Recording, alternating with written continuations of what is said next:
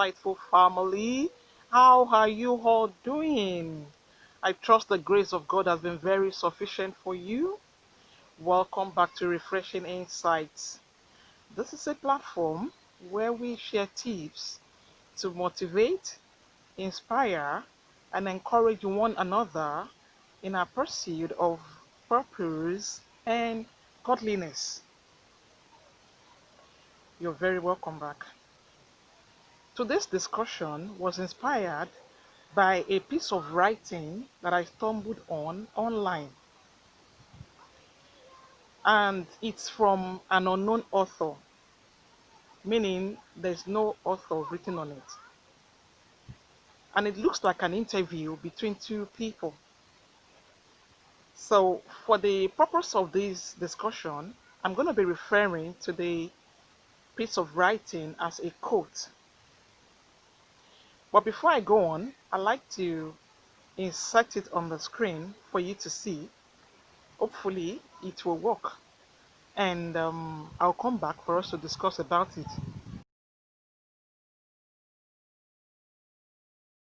It says a successful woman was asked to share a secret of success. She smiled and said, I started succeeding when I started leaving small fights for small fighters. I stopped fighting those who gossiped about me. I stopped fighting with my in-laws. I stopped fighting for attention. I stopped fighting to meet public expectation of me. I stopped fighting for my right with stupid people. I left such fights for those who have nothing else to fight. And I started fighting for my vision, my dreams, my ideas, and my destiny. The day I gave up on small fights is the day I started becoming successful. Some fights are not worth your time. I decided to share this quote, like I said, because it resonates with my values. It's obvious from this quote that if you want to be successful in life, if you want to achieve your God given purpose, then you need to run away from some fights. And I'd like to encourage you, before you engage in any form of fight at all, you need to ask yourself, what is the need for? Now, it's very obvious from the piece of writing that in your pursuit of success, in your pursuit of purpose, in your pursuit of godliness, you will have to let go of some fights. Some small fights in form of unnecessary argument. David in the Bible never went to a battle without thinking, what's in this battle for me? What am I going to gain from this battle? What's the reward? And that's what we should be asking ourselves.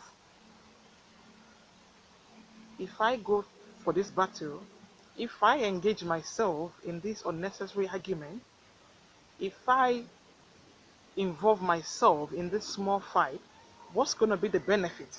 What am I going to gain from it? Has it happened to you before? Or have you been there before? Where you engage yourself in a small fight, in an unnecessary argument, and at the end of the day, everybody clap for you. All right, all right, all right. Tell me you won the battle. All right, all right. And you said, okay. You feel good. You feel satisfied. And then you got home and you lose your peace. You've won the battle, but now you've lost your peace because you were not meant to engage yourself in that fight in the first place. You cannot say that kind of a fight is beneficial.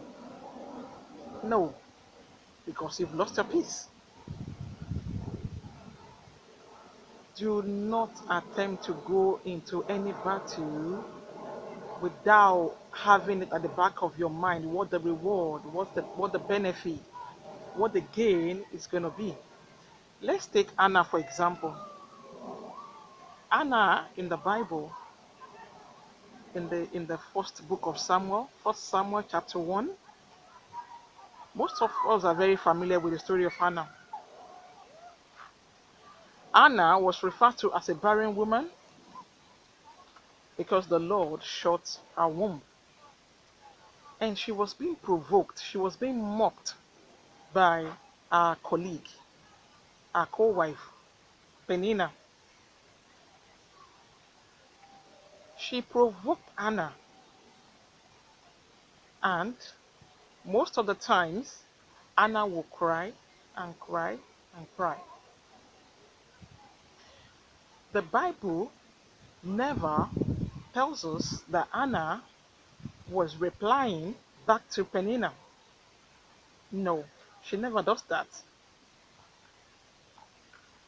Instead, she focused on her God. Anna understands that in a pursuit of giving birth to a kingdom giant, she doesn't need to entertain any distraction. She doesn't need to entertain any distraction that will prolong the process. That's one lesson I learned from Hannah. Another lesson I learned from Hannah is when she was in the tabernacle pouring her out, pouring her heart out to God. The Bible records that Anna was praying in her spirit. She wasn't speaking out. It was only her lips that were moving because her heart was heavy. So she was crying out in her spirit to God. And Eli, the prophet, was at the doorstep watching Anna from afar, the way she was speaking, the way she was praying. And Eli said, "Come on, woman, how come you're drunk early in the morning? How can you be drunk early in the morning? Come on, be sober." And Anna said, "No, sir, I'm not drunk. I'm a very distressed woman. I've been referred to as a barren woman. I'm not drunk. I've only been crying in my heart to God to bless me with a child." And Eli said, "Go in peace. This time next year you will have your child." And Anna was happy and she left. At that point, Anna could have said, "Excuse me, what is wrong with you? You call yourself a prophet. How can you be telling me that I'm drunk? How come you are not able to differentiate between a distressed woman and a drunk woman? In fact, I'm going to leave my prayer. I'm going to leave what I'm doing at the moment, and you're going to be my focus. You call yourself a prophet. How come you're talking to me like this?" Who knows if Anna had engaged in that small fight? Who knows if she will still give birth to someone? Or if she had replied to Penina, our co-wife, if she's been distracted by those small fights, who knows if she'll be able to carry the kingdom giants that we have in the person of Samuel? Some fights are not worth your time. Have you been there before? You wake up in the morning, very bubbly. You've prayed to God, you've had a quiet time, you're happy, You've set the tone for the day. You've set your to-do list. This is what I'm going to achieve today. And all of a sudden, out of nowhere, someone just said something to you. It could even be your spouse. It could be your boss. It could be anybody. And it just spoiled, the mood for the day. And you involved yourself in such unnecessary argument and fight, and you kept on and on and on and on, and at the end of the day, your energy is drained to the extent that you don't have what it takes to achieve your to-do list for the day. Some fights are just there to drain your energy so that you don't have enough energy left to pursue your God-given dreams. What is in this fight for me? What am I going to gain? What's the reward? Ask yourself those questions before you engage in any fight. Some people, there's nothing you do that is good enough. You can never please them. It's like the enemy put them on your path to frustrate you. When you recognize those kind of small fights, then you don't engage in them. Some today, they're like mini gods. Today you want to appease them, you give them everything. You give them salt, you give them oil. Tomorrow they will ask for yam or beans. You can never appease such people. So when you recognize those kind of small fights, what do? You don't engage in them at all. You let go. It's okay. You don't have to win battles. Such battles are not worth your time. Nehemiah is another story that comes to mind. In the book of Nehemiah, chapter 4 and chapter 6, Nehemiah was trying to build a wall in the Bible. He was trying to rebuild a wall. And Sanballat and Tobiah, the Bible records that they tried everything to frustrate his life so that he would not achieve his dream of building the wall. They said all manner of things. What do you think you're doing?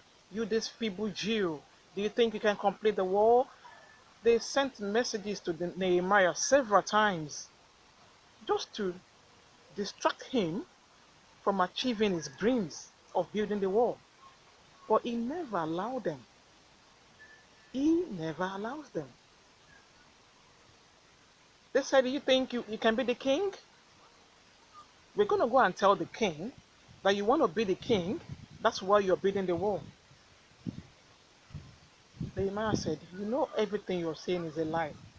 You're lying. You're just inventing all those things from your heart. You're lying. You know what? This wall is going to be completed. I'm going to make sure I complete it. There's nothing you can. He made sure that he wasn't distracted. He wasn't focusing on what they're doing. They tried everything. Sanballat and Tobiah, they tried everything to frustrate Nehemiah. But he never engaged himself in that small fight, and he was able to accomplish his dream of building the wall. Nehemiah chapter 4 and chapter 6. You can have a look at it later. As Christians, sometimes we pray, Lord, I'm seeking after the spirit of the gift of perseverance, the gift of patience, the gift of endurance. We'll pray and pray and pray. But do you know that those gifts, you can never know if you've achieved those gifts except you're being tested? Not being tested. And you're able to withstand those small fights without losing your cool, then you wouldn't know that God has answered your prayer. So if you're praying for those gifts, be ready to face some small fights. So if you win those fights, then you will know that your prayers have been answered. Another example that comes to mind is David. I love that guy. David and Eliab, his elder brother. When David wanted to fight Goliath, he just came from where he was shepherding the sheep. He came there, he came to the battleground to find out what was happening. He saw a lot of people gathered and he asked, "What's happening here?" And they told him what was happening. That this Goliath, this giant, has defied the God of Israel. And David said, "Oh, really? What's going to be the reward?" And that's where I'm going. What's going to be the reward of if someone is able to fight this Goliath and win? And they told David what the reward is going to be. But Eliab, his elder brother, was like, "What do you want here? Who called you? What are you doing here? You're so proud. What have you come to do?" Obviously, Eliab knows David's capacity. He knows what David can do. He knows what he can achieve. So he want to frustrate his life, by involving him in some unnecessary argument. But David wasn't interested. David was like, "What have I done now?" That statement, "What have I done now?" connotes a lot of things. Meaning, Eliab has been doing something similar to David before. That wasn't the first time he will be engaging David in small fights.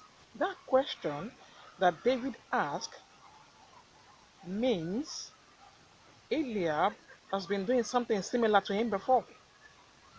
What have I done now? Meaning, what is it again? But David didn't allow that to discourage him. He went ahead and fought the battle and he won. The summary of my discussion today is: in your pursuit of success, your God given dreams, there are some people that the enemy will place along your path to frustrate you, to drain your energy so that you're not focused to chase your dream. Because if you exert your energy on such small fights, how will you be able to, what energy will you have left to follow, to chase? I'm going to end with another quote. And this one is from Churchill Winston. I'm sure most of us are familiar with this. It says, "If you stop and throw stones at every dog that barks at you, you will never reach your destination." Now imagine if you're just walking and a dog barks at you and you get a stone and you throw it at the dog. Another dog barks at you, you get a stone and you throw it at the dog. If you keep doing that, when will you get to your destination? In the same vein, in your pursuit of success, in your pursuit of purpose, there's some people that will act as distractions on your way. If you keep focusing on them, if you engage in those small fights, you will not achieve success. Choose your battle. Avoid unnecessary arguments.